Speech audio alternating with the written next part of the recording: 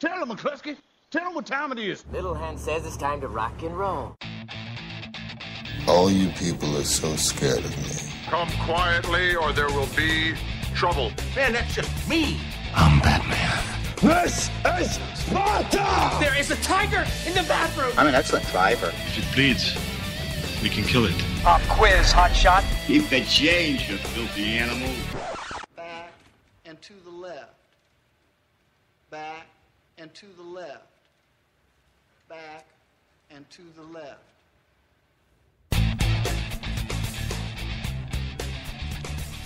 Hello and welcome to this week's Monday Movie Show. I'm your host Stuart and I'm also joined by Andy.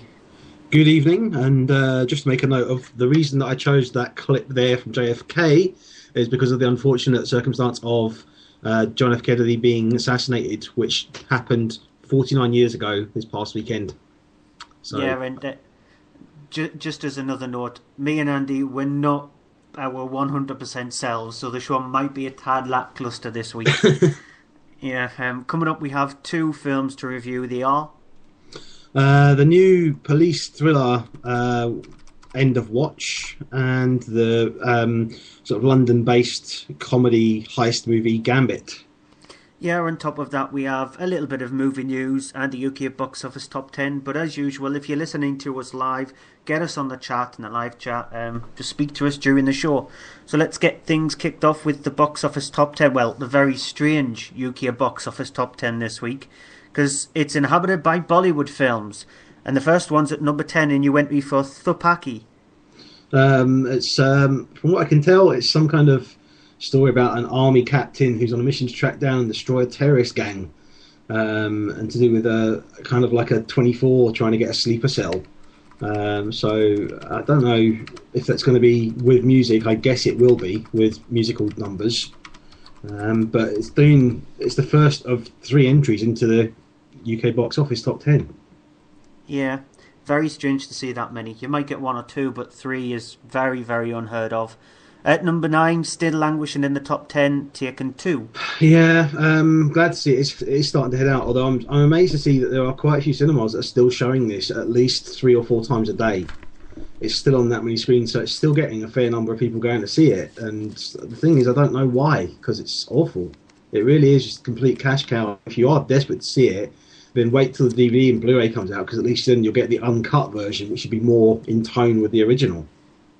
Yeah, I don't know why, but I had a feeling that before the film came out that you were going to like it, and obviously I had a feeling that I wasn't going to like it because I wasn't very impressed with the trailer, and it's just interesting that you didn't like it. It's not I didn't like it, I just nothing there. It was just awful. There's no plot really, and the characters I've never screamed at the screen so many times inside, like going, what are you doing that for? Why are you doing this? It's just terribly written. Awful writing. Yeah, at number 8, second Bollywood film, and you went for Son of Sada. Yeah, it's it looks like a sort of a comedy, sort of drama romance thing. It's about a guy who returns to his parents' village and then becomes entoiled in a sort of a family feud.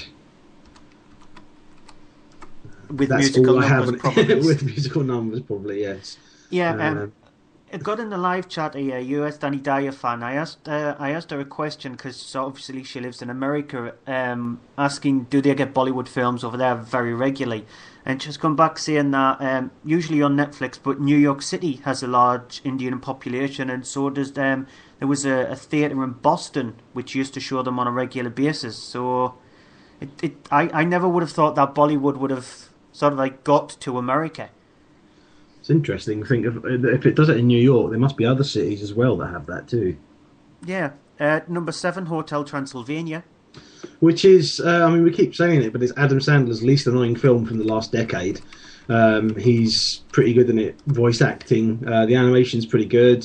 It's the least frightening of the kids' horror movies that we've had with Frankenweenie and Paranorman, but it's not the best one of them. Paranorman was the best one. It's done really well for itself, and from what I hear now, we're going to be getting a second Hotel Transylvania movie. But I mean, just a case of how they're going to pull that off, I don't know, because a lot of the things in the first one are now resolved. Yeah, unfortunately for the a second Hotel Transylvania movie. It's going to be released at the time of the new Star Wars and the Avengers 2 and all the other big films. It's going to get pummeled. It is going to get pummeled. At number 6, and you went me for The Master. Which is, unfortunately, as far as I'm concerned, Paul Thomas Anderson's worst film. It has no plot. It has great performances and a great scene when you have the two main actors on screen together, Joaquin Phoenix and Philip Seymour Hoffman, and you also have in there Amy Adams as well. But when the two of the main characters are together on screen, it is absolutely engrossing and amazing. It's just unfortunately then for the rest of the film, the last 90 minutes, it's just boring. At number 5, Argo.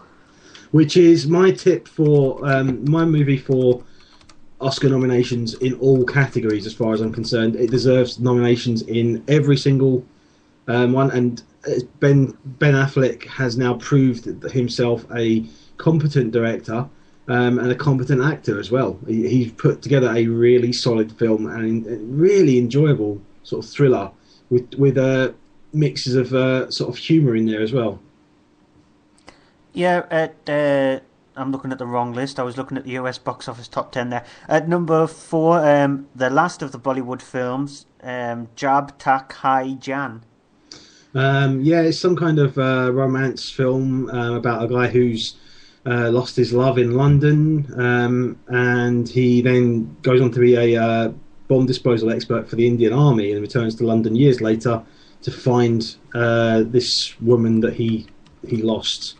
It's done really well for itself, and the thing is, on the IMDb ratings page, it has a 7.9 out of 10, which is considerably high, and it's had about 13,000 odd votes as well, so it must be a really good film to have got up not only in the top 5 but also get that higher rating. Yeah, at number 3, Madagascar 3, Europe's Most Wanted. The best of the Madagascar films as far as you and I are both concerned. Brilliantly animated, especially some sequences with the circus animals and the light shows. The funniest of them all, and really a lot of fun, and it just flies by. We're going to be getting another one, but I really would just like them to stop and go out on a high. Same here, actually, to be honest. At number 2, Skyfall. What more is there to say? I mean, the most successful Bond that there's been in years. And it's still doing well. I mean, it's been out now for 4 weeks, and it's only just been taken off by the number 1 film. It's still selling out screens in the evenings, and this is in sort of big cinemas as well. So it's just going to be around for a while.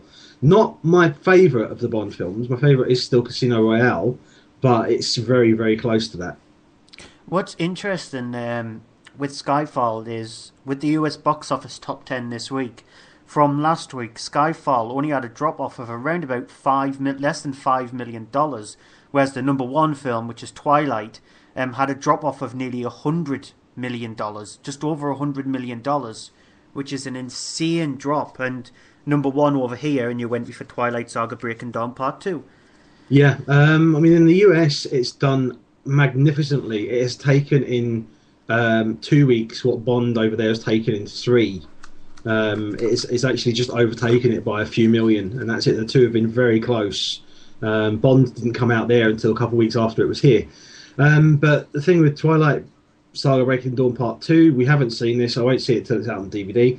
But people are saying that it is the best one of the Twilight films. Some people are then also having a bit of a kind of a fit about the ending of it, which differs from the book. Yeah, we had a really good review last week because, like Andy said, we weren't going to go and sit in a screening of screaming 12-year-old girls while they look at Twilight. So we had a review for it last week. So if you're interested in hearing a review from technically us, then listen to last week's shorter show, and you'll get the gist of what the film is like. But as Andy said there, it'll probably be next year before we review it now. So yeah.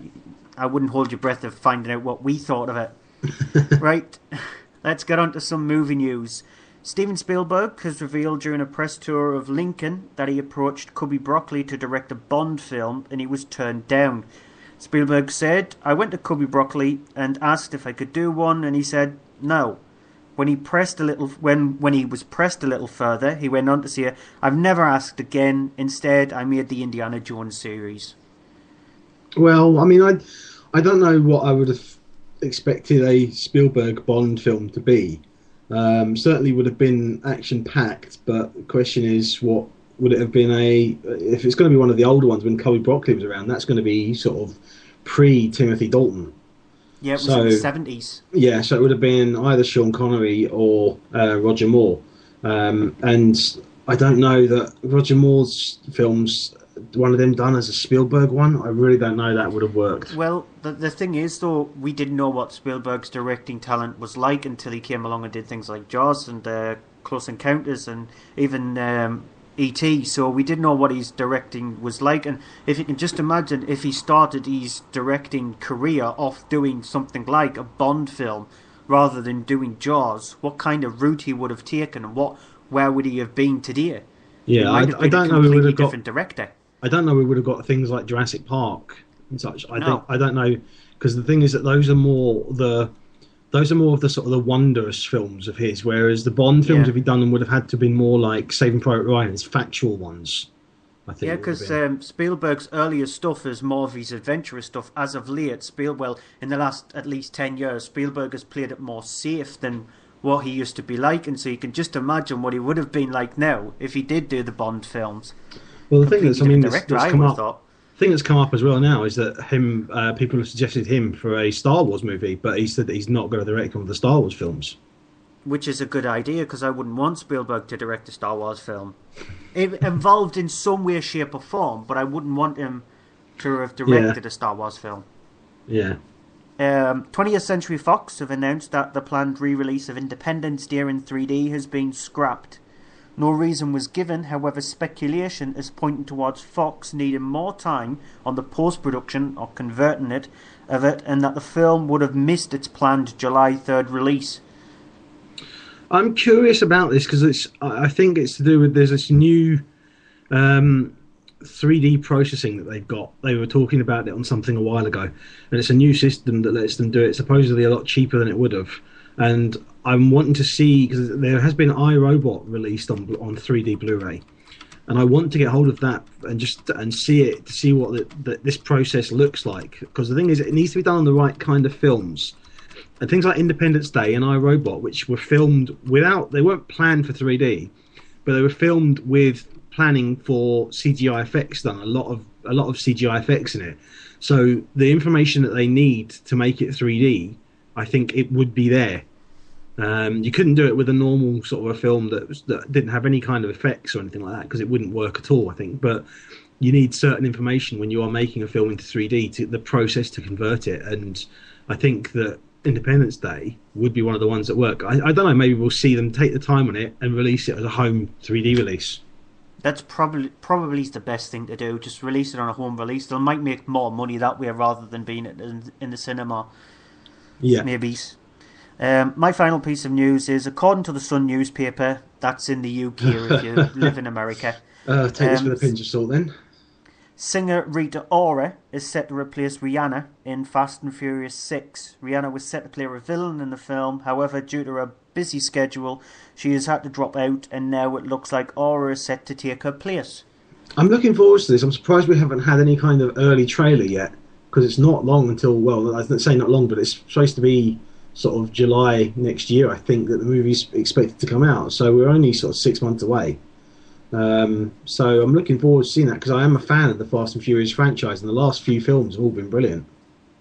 I really enjoyed the last film. I got the previous one to that one on Blu-ray for £2.50, and I watched it and I thought, actually, it's not too bad. Yeah, it's nothing special, but it's not too bad. They're a good pair of films, the Fast and Furious and Fast 5. Yeah.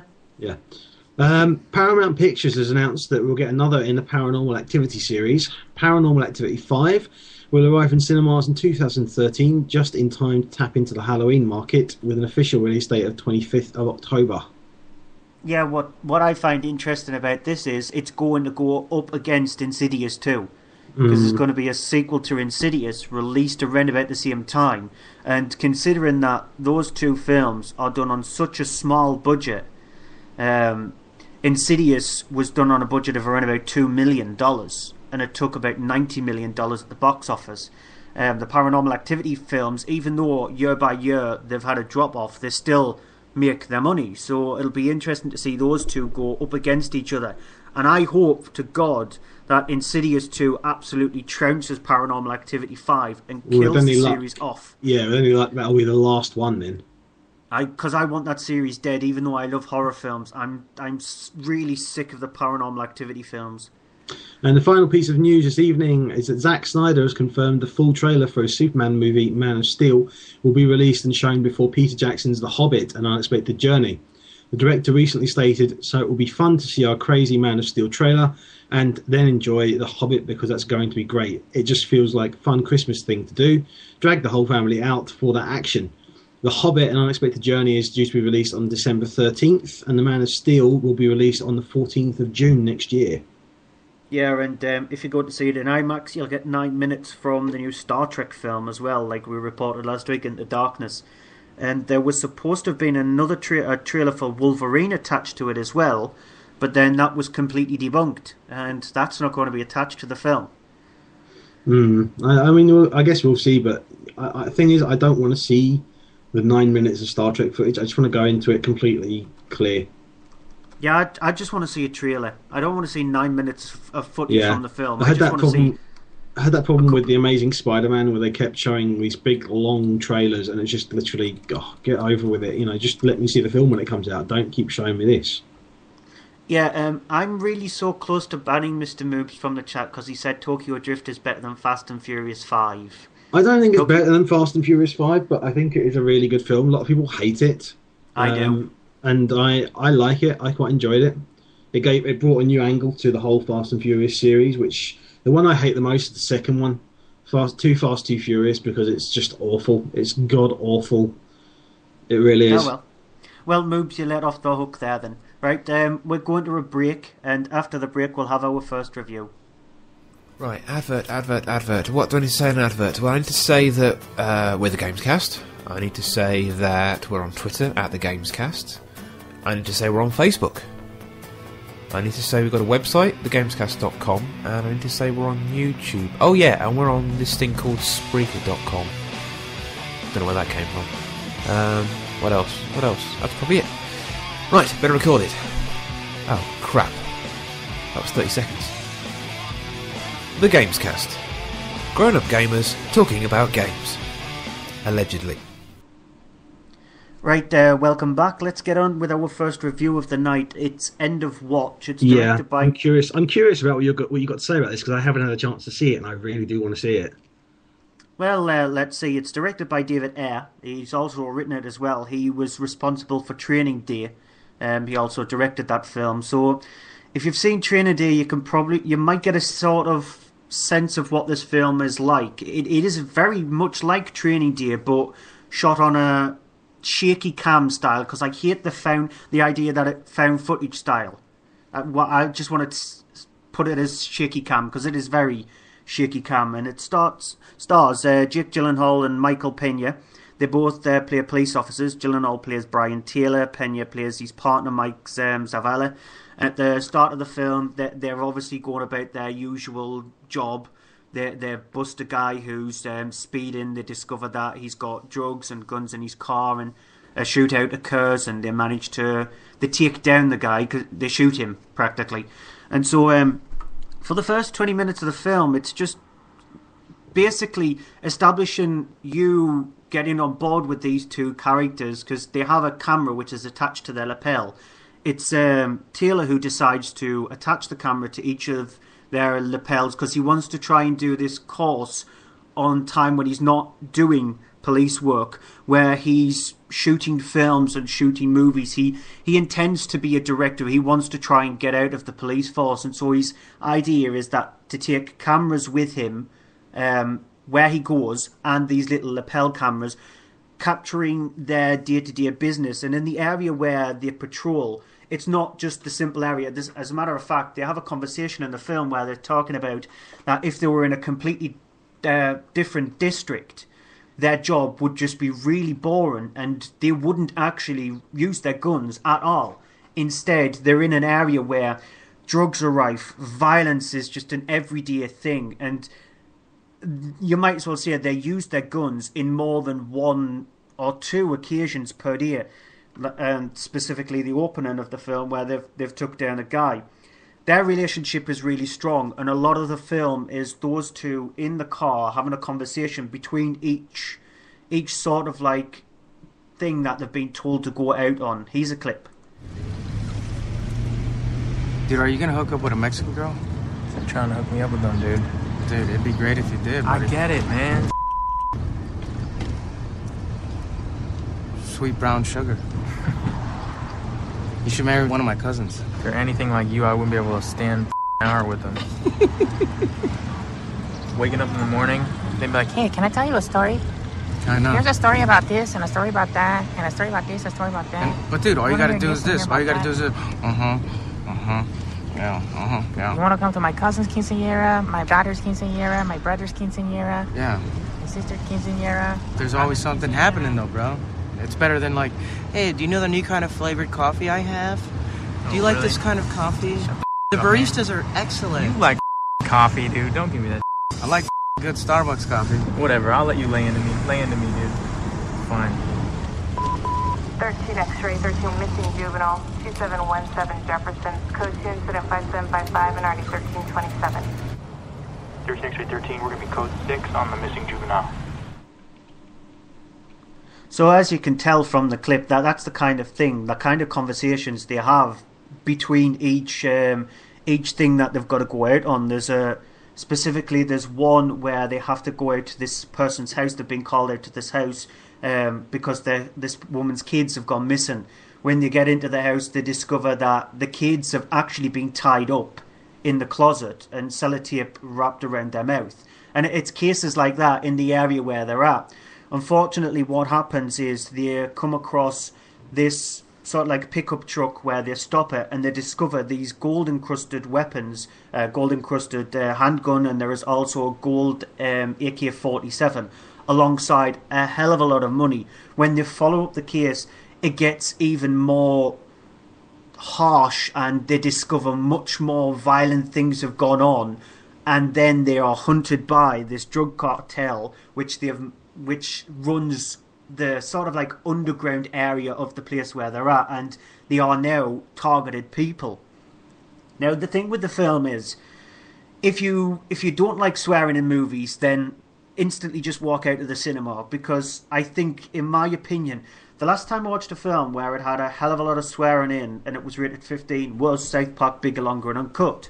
And it holds the record it held the record for the most swearing in a 15 rated film. It actually holds the record for the most swearing in any animated film. But this film here, I think it trumps it when it comes to the bad language.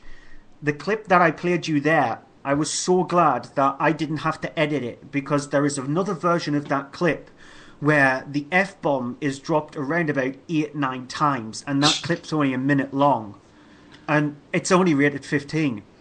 There are scenes in this movie as well which are quite shocking, specifically the scene where they're followed up, where they've discovered these golden weapons and they go into this house and something really bad is in this house. There's also another scene which involves human trafficking as well, which is a bit harsh. And they try to dilute that a little bit with the humour in between those scenes, between both Gyllenhaal and Pinner. And as partners, as two actors, they are fantastic. They both feed off each other brilliantly. They have a fantastic chemistry, and it's interesting to hear the fact that in the first 3 months of when they were working together, they couldn't get on with each other. Yet if you watch them on screen, they are brilliant, and they did spend 6 months with police officers going around their day-to-day life and following exactly what they would do in situations that arise in the film. The problem with the film is it has very little structure to it. It seems like it's... If you've watched this TV series Cops, or any series which is very similar to that, it feels like the way Cops is done is like, these police officers have stopped these cars, and then you go on to the next one, and then you go on to the next one. And this is the same with this film. It's done like that, but with parts of their real life interspersed in between it, and it just feels like little vignettes stitched together to make a full film, rather than being a full film with a proper structure to it. It has no structure. If you don't like shaky cameras neither, then you will be put off with this, because the camera style it can make you nauseated.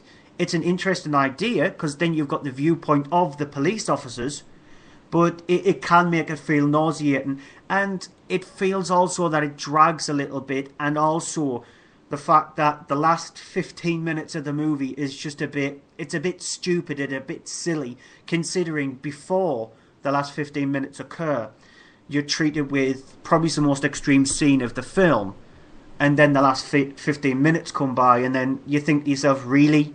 That's not how you would probably expected it to play it out. So, apart from the fact that there is a few problems with the film, it is still an enjoyable film, and I still recommend you go and see it, if not for the fantastic acting from both Gyllenhaal and Penner, because they are brilliant, but it's not this brilliant film that a lot of people are making it out to be. It's a good film, but it's not a brilliant film. No, that's interesting. I'm kind of looking forward to it. I still want to see it. I've just not had a chance the last few days. Yes. I think you'll enjoy it. I think you will enjoy it a lot more than I probably enjoyed it. You'll be a little bit more lenient on it than me. Okay, well, I'm going to go through Gambit just now, which is the latest film from Michael Hoffman. It's written by the Coen brothers, and it's a remake of a 1960s film, I believe. And it's about the main character of Harry Dean, played by Colin Firth, who is an art curator for his boss, played by Alan Rickman. Who he's had enough of working for him, absolutely hates him, so decides he's going to pull a sort of a fast con on him to rip him off for a whole load of money with a fake sort of a Monet picture. There's a set of two Monets, which his boss owns one of them, and the other Monet, which is missing. No one's ever seen it. No one knows where it is. He then goes and finds a woman played by Cameron Diaz, who plays PJ Posnowski, who is a sort of a cattle rancher, chicken plucker in the United States. Yes, I did. Yes, you did hear me say chicken plucker. That's. I wasn't going to say anything because I was hoping that you would not have slipped up there. No.